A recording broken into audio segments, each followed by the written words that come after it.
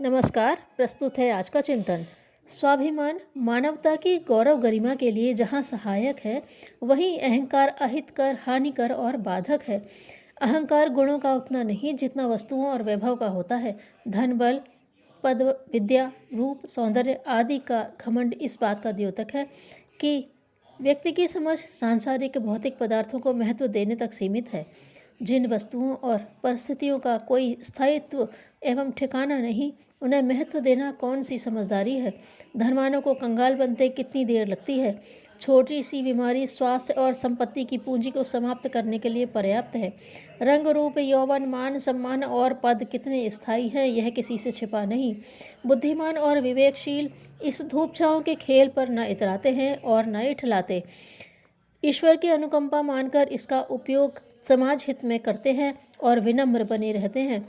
ओछे, हल्के, उथले लोग शुद्रता बरतते, अहम का प्रदर्शन करते और लोगों की निगाह में अपने को श्रेष्ठ सिद्ध करने का प्रयत्न करते हैं। किसी भी प्रकार की विषमता मनुष्य के आंतरिक मानसिक रोग का प्रतीक है। मनुष्य के स्वभाव में आए मानसिक विकारों का निष्कासन स्वतः होता रहता है। मानसिक विषमता को समाप्त करने के लिए समता और संतुलन बहुत आवश्यक है। अनेक प्रकार के शारीरिक और मानसिक रोग मानव स्वभाव के परिणाम हैं। कितनी बार ऐसे रोग मानसिक विकारों को बाहर ढकेलने में सहायक होते हैं और मनुष्य से आत्मस्वीकृति भी कराते हैं। मानसिक और शारीरिक रोग मानसिक विकारों के प्रतीक मात्र होते हैं। धन का अहंकार अधिकांश ऐसे व्यक्तियों को होता है जिन्हें पहले अभावों की स्थिति में रहना पड़ा है। इससे उनके मन में आत्महीनता की भावना उत्पन्न हो जाया करती है। ऐसे लोग दूसरों के समक्ष इसका प्रदर्शन करके उसका प्रतिकार करते हैं। ऐसे लोग कितनी ही बार बचकाना भौड़ा प्रदर्शन कर तुष्टि प्राप्त करना पसंद करते हैं। कहा जाता है कि इंग्लैंड का प्रसिद्ध उपन्यासकार चार्ल्स डिकेंस अपने कोट में सोने के बटन लगाता था। जिन लोगों ने उसके गरीबी के दिन देखे थे वे उसका उपहास करते थे, किंतु डिकेंस को गरीबी के दुखदायी कष्टकारक क्षणों की तुष्टि अमीरी के दिनों में सोने के बटनों से होती थी। इसी प्रकार विद्या की प्रतिक्रिया साधारणतया विनय होनी चाहिए, नम्रता, शिष्टता एवं उदारता के रूप में परिणत होनी चाहिए। किंतु जिन्हें शिक्षा योग्यता का अहंकार होता है, उनके मन में विद्या की कमी का कोई आभास नहीं होता। जिस व्यक्ति के विचार स्वतंत्र एवं मौलिक नहीं होते, वह विद्या जगत में अपनी ख्याति का इच्छुक रहता है।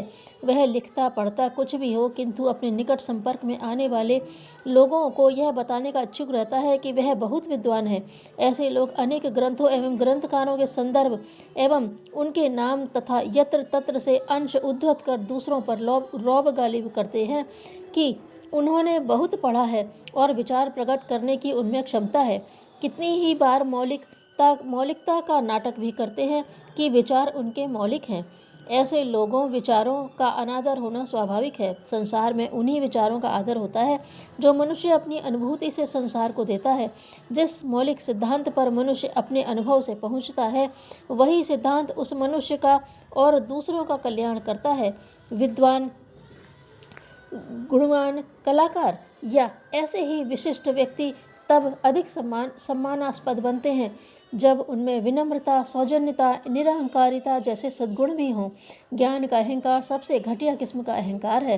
धन, बल, रूप, पद आदि भौतिक पदार्थों के अहंकार की एक बार यह सोचकर उपेक्षा भी की जा सकती है कि अज्ञानी को अनायास अवसर हाथ लग गया है, किंतु विद्वता का अहंकार अक्षम्य है। यदि ज्ञान के रहते घमंड अथवा अहंकार बना रहता है, तब उसे विवेकशील नहीं कहा जा सकता। ज्ञान के साथ तो सज्जनता, शालीनता, मधुरता, नम्रता, शिष्टता, उदारता, निरहंकारिता जुड़ी ही रहनी चाहिए। यदि विद्वान, ज्ञानी, संत ही घमंडी और अहंकारी, उद्धत और उद्दंड होंगे, तो फिर नम्रता, विनयशीलता का अनुकरणीय आचरण कहाँ से सीखा जाएगा।